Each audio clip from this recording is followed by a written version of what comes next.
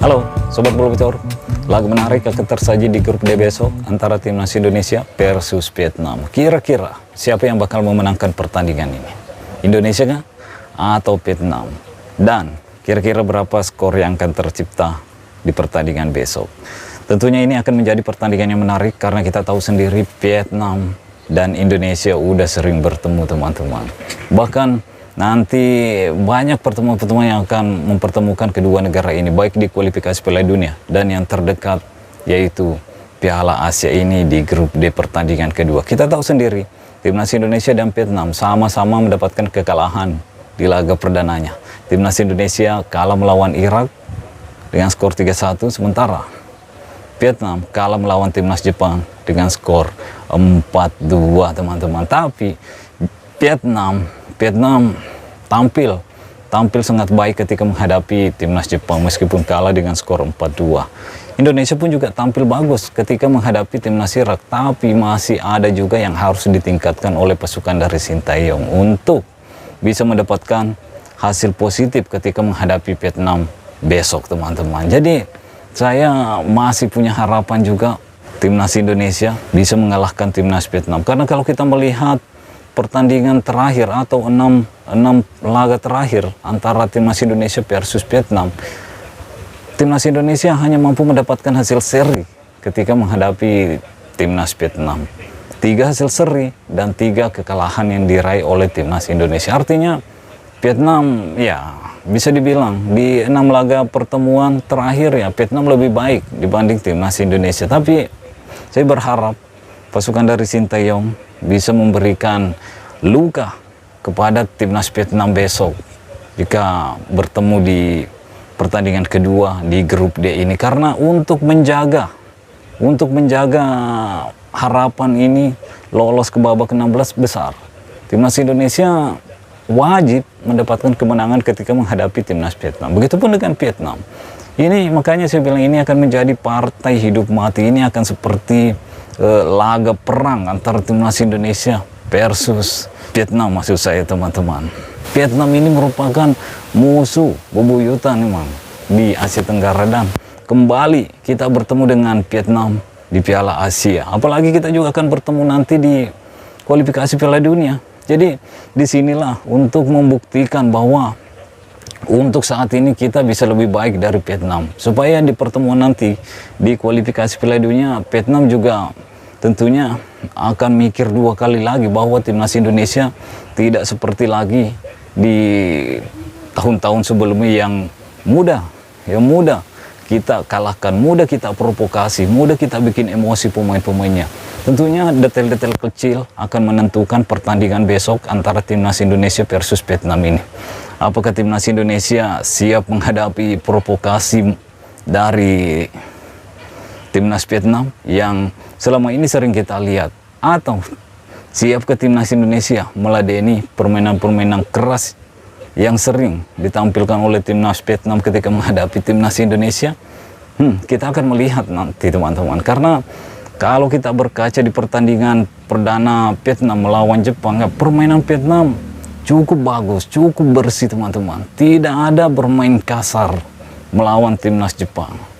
Jadi Timnas Indonesia menurut saya kalau ingin memenangkan pertandingan besok harus memiliki inisiatif untuk menyerang. Jangan biarkan Vietnam banyak menguasai bola. Kita harus punya inisiatif untuk menyerang, untuk mengambil sesuatu supaya bisa menciptakan peluang dan mencetak gol cepat ke gawang Timnas Vietnam besok teman-teman. Itu yang saya harapkan, karena kita benar-benar tidak mendapatkan hasil yang kita inginkan di pertandingan pertama, karena prediksi kita Timnas Indonesia mampu menahan imbang Irak di babak pertama, tapi nyatanya kita kalah dengan skor 3-1. Jadi menurut saya untuk pertandingan besok Sintayong tentunya akan menggunakan formasi, ya masih formasi 3 back di belakang.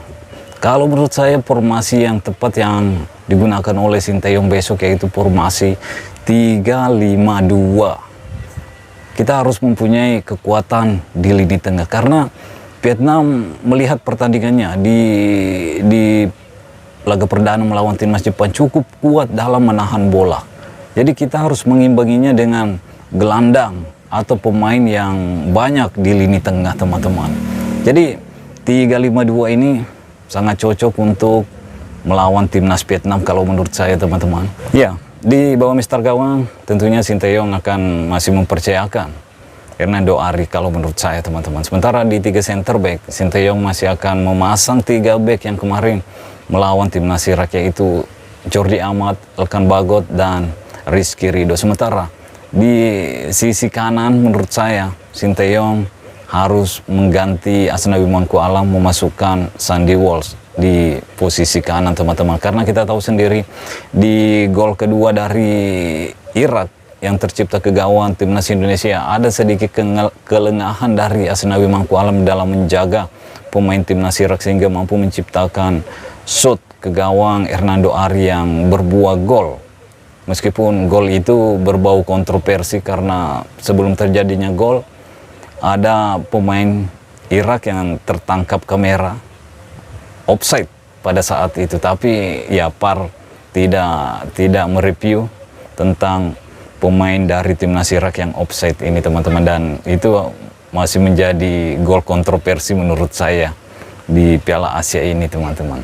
Sementara di sektor kiri Sinteyong ya masih akan mempercayakan Pratama Arhan di sini, meskipun kalau menurut saya Saint Petinama layak juga sih masuk di babak pertama, dan mungkin Pratama Arhan disimpan dulu untuk babak kedua.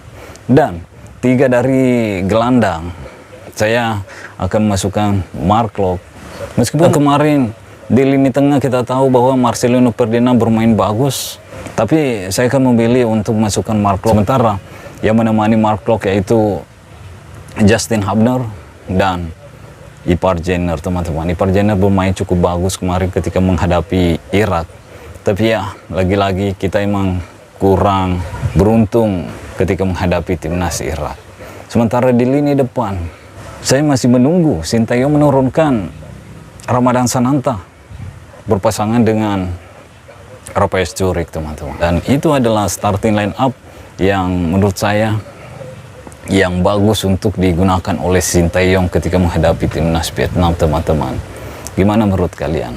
Apakah line up yang saya sebutkan tadi setuju juga dengan pendapat teman-teman, atau ada pendapat lain? Silakan tulis komen kalian di kolom komentar.